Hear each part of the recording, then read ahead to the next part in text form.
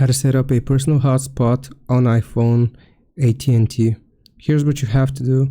Load up your iPhone settings and then you just click on personal hotspot.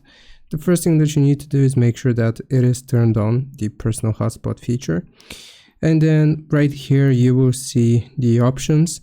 So people can connect to you as they would to any other Wi-Fi network.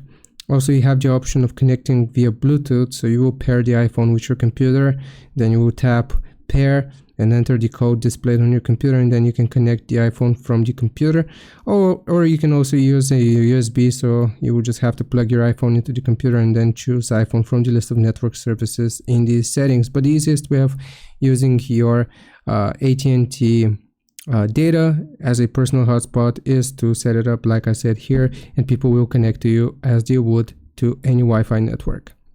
Hope this helps. Leave a like and sub. I'll see you next time.